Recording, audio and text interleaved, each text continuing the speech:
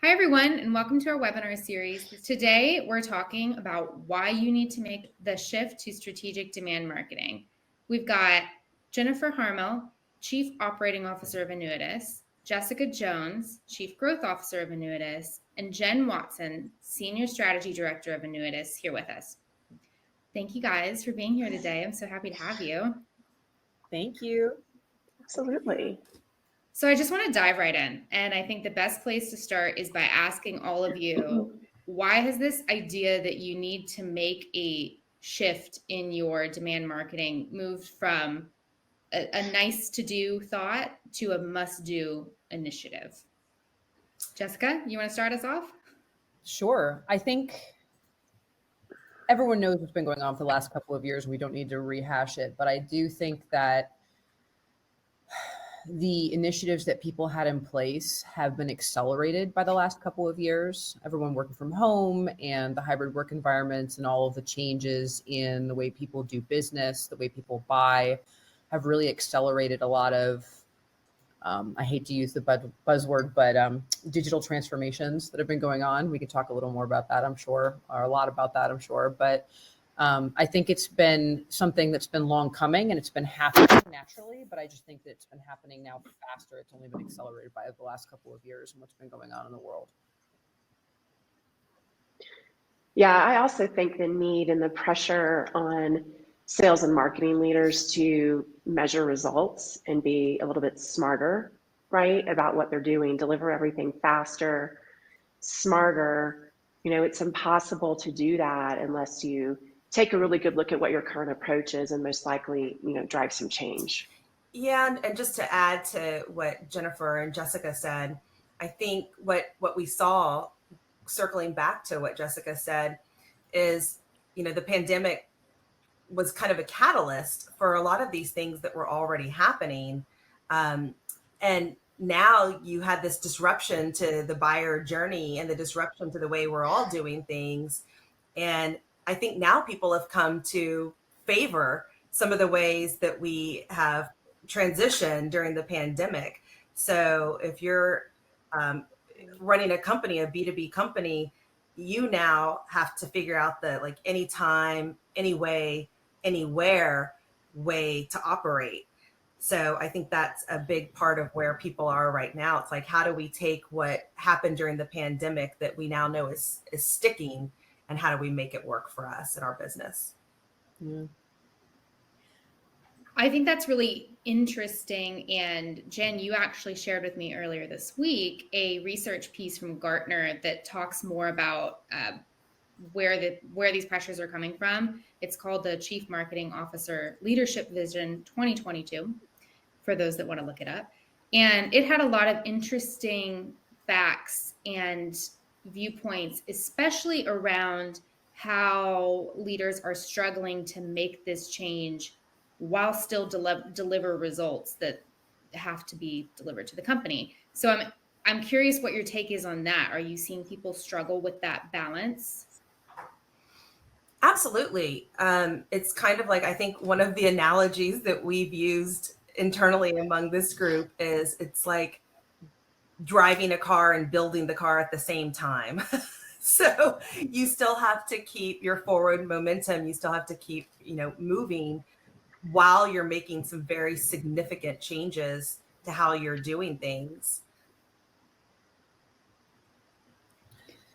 Yeah, I think it's hard though, right? Because I think part of the challenge is that people don't see them as running in parallel. I think some people think it's either or, and that's what we're seeing a lot of stagnation in terms of people not necessarily doing the broader strategy per se, because they think that they need results now and that they don't have the time to take a step back and or the resources. Or the resource or whatever it might be. Yeah, that's another thing that we can talk about, right? Which is the resources piece. The talent turnover right now is so significant in the marketplace that it's really, really hard to keep a talented team in place that understands the business, that understands methodology, understands the product, understands whatever it is you're trying to do, right? And is there long enough to see something like a broader strategy through. So I think people are it's almost like Indiana Jones, right? Where they're running with the boulder behind them. I feel like people feel that way right now a lot, right? Where we need results now, we need results in quarter. What are we doing now? The pressure's coming from the top, like you talked about, Anna Claire, right? Where people are, I think, Jennifer, you touched on it too, that CMOs are the pressure is on them to be more metrics driven. And so, whereas before they definitely had a specialty or an expertise, now they have to be these generalists and understand a little bit of everything. But the big piece of that is coming in is to be more metrics driven. And that I think has been a huge shift for people, and metrics driven to them means results now, right? So again, going back to what you said, I think it's really hard for people to think about that broader long-term strategy when somebody's yelling or breathing down their neck about, this quarter's results or having to go to the market or whatever. Do you think that, or have you seen that the people who are in these positions, like a marketer, for example, who's in this position of someone breathing down their neck, are they jointly also receiving increased support from leadership? Like, for example, maybe more budget or more resources, if they could find them, to hire them and bring them on to help them. That's a big if. To help them. Are people receiving the support they need from leadership? Yeah, I think that's a tough one. I think that what we're seeing is there's more of an expectation to work cross-functionally within an organization, because a lot of this digital transformation is enterprise-wide. And so there's an expectation that leaders will drive this digital transformation and drive these big, shifts in the way they approach sales and marketing. But you've got to really bring in these other areas within your organization. And so it requires a lot of prioritization of, resources and time and energy. So I don't necessarily see that they're able to hire, from the outside to support their teams, but I think they're having to rely more internally on the resources that they have, if that makes sense. Yeah. I have a client I'm working pretty closely to right now who's such the perfect example of this. We were having a conversation last week, and they were saying how they're going to miss their quarterly numbers. And in the meantime, we're trying to drive this transformation there, right? But all they can focus on, and there are important decisions that need to be made to drive that transformation, but the decisions are getting dragged out because of the immediacy of, the pain of the current quarter. And I'm sitting here thinking, well, yeah, you're probably going to miss your numbers next quarter and the next quarter unless you are able to find the budget, the time, the resources to really think broader and more strategically and more long term. So it's just always that battle between the two. Yeah, we've got a client, Jen and I, that we're working with right now too, that's going through a very, very broad scale digital transformation again, which, by the way, I keep air quoting that. I think it's because it means, I think it means a lot of different things for a lot of different people. I think in a general sense, it means taking a step back and looking holistically across the organization at the use of technology, right? And traditionally, it's interesting because you think about some of the technology that marketing relies on not living within marketing, right? Or now we're seeing it being taken away, and then looking at, centralizing that in IT or something like that. And so all of that's very interesting. But this client is struggling because their budget out of nowhere got cut. So to what you were saying, Anna Claire, right? They found out last minute that their budget was cut. I think it was 30% or something like that. I mean, a significant, and we're talking about, a public company here. So that was a significant budget cut. So all of a sudden, when they had all of these plans and talk about doing more with less, 30% less, but their goals didn't change, right? So that's something that we're seeing a lot as well, is that people are cutting budgets by X percent, but they're still holding them accountable to the same goals. So how do you get that Right. goal number without having the same budget to put into what you traditionally wanted to? Part of that is having to take a step back and say, what can I do that's scalable, strategic, moving forward. And measurable. I mean, that makes such a strong case for creating that connection between the investments you're making, the marketing, sales and marketing activity, and the expectations that the enterprise and the goals that the enterprise has set for you, that the company has set. So, to me, it's more important than it's ever been before to have those measurements in place to clearly be able to show this is the impact of what we're doing. Yep, agree. Yep. I think another interesting way to look at it, as from my own personal experience, is you can have measurement to show here's the impact of what we are doing, but also you can have measurement to show here's the level of effort that it takes to keep doing things the way we're doing without making this shift to a long term. And that can be a really compelling argument, in my opinion, for leadership. If you're able to show, it's going to cost us this much to get these same results all the time, and it's going to take this much effort unless we change something. Is that something that you guys have seen? The price of not kind of change, right? Yeah. What's the cost of the opportunity cost. Yeah. It's the opportunity cost, essentially. Yeah, absolutely. Yeah. Here's what's going to happen if you don't change. Exactly. Yeah, I'll say that, when I've been with some of my previous companies as a marketing leader in those companies, that was, I would say, in the top 3 things that I constantly struggled with is just what you said, Anna Claire, is trying to get people away from that short-term thinking into something more long-term and sustainable. It's a really hard thing to get everybody on that page. And that's why I think what we were just saying, that opportunity cost is critical to show. If we keep doing things the way we're doing them, this is what it's going to cost us, and this is the result, as opposed to if we take this long-term approach and really put forth something that's innovative and new that supports our long-term business goals and objectives. This is what we might achieve, or this is what we will achieve. So it becomes really important to be able to show the difference between that short-term and long-term value. I think it arms you too with a weapon, right? So if, let's say, your budgets are going to be cut next year, right, that you can show what that impact of that cut is going to have if you've got the benchmarking in place. And you can say, if we cut the budget by X% and we look at how long it takes for leads to move through the funnel, you right now are making a decision in the moment that 2 quarters down, let's say, or whatever it is, right, however long that it takes to get somebody to a qualified lead, there's where your impact's going to be, right? So you're not going to feel the pain right now. So sure, you can make that decision easy, but 2 quarters from now, you're really going to feel the pain when, our pipeline goes down significantly. So those types of, it arms you with that kind of, have that kind of a conversation, which is a much more C-suite, financial type conversation with the organization. And it really gets a CMO to have a seat at the table, to have those more sophisticated conversations, to be part of that strategic planning year after year when it comes to things like budget. Right. So instead of being on the defense, then it starts to get them to be more on the offense with people. It requires a lot of discipline. Mm-hmm.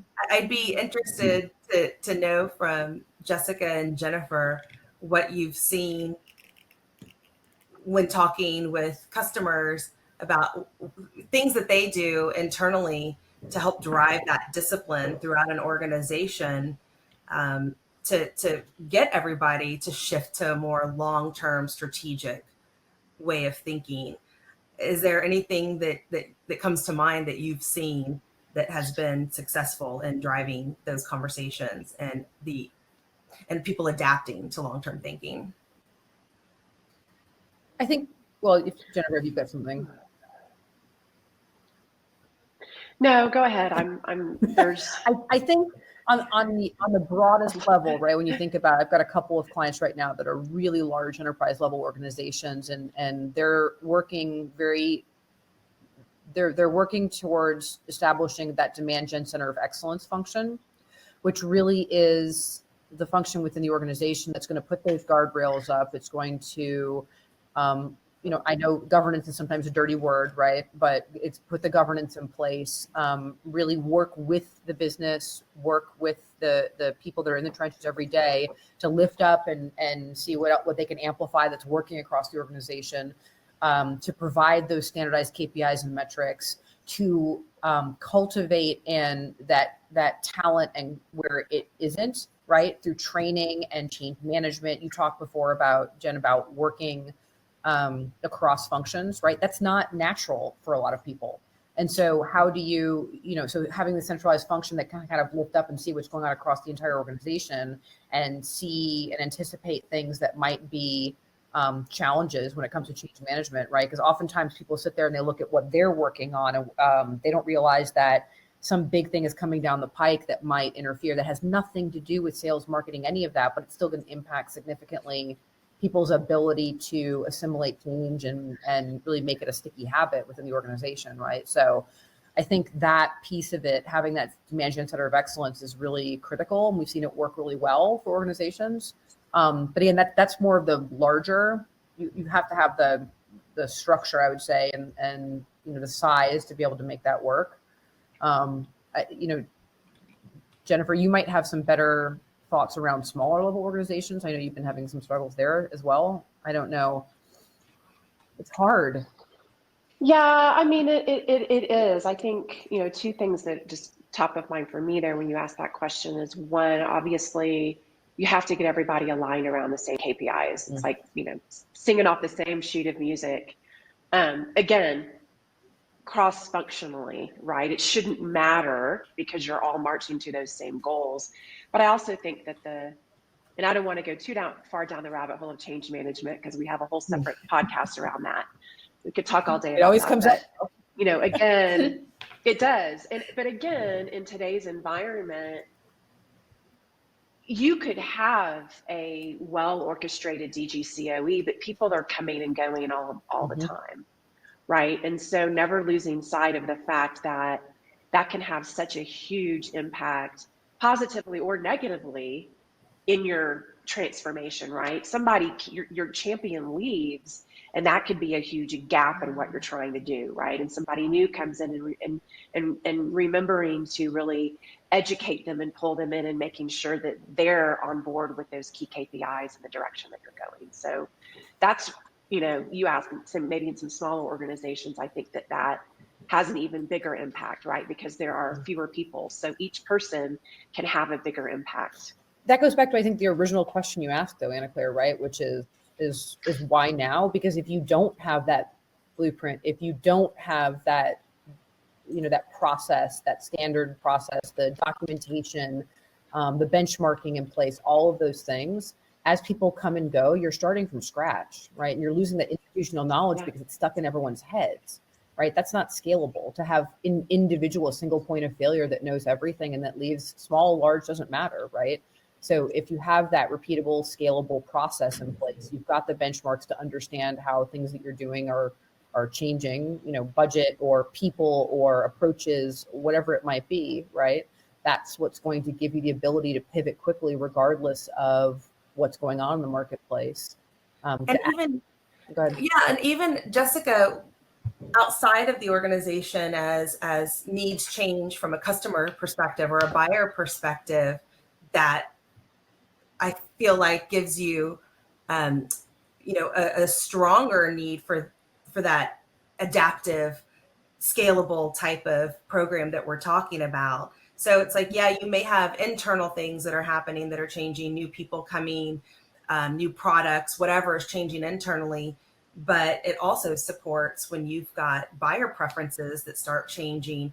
If you've already got that infrastructure in place and the process and the governance and everything you need, it's so much easier to make those changes as they come up, instead of feeling like you're just constantly reacting and reinventing the wheel. Reacting.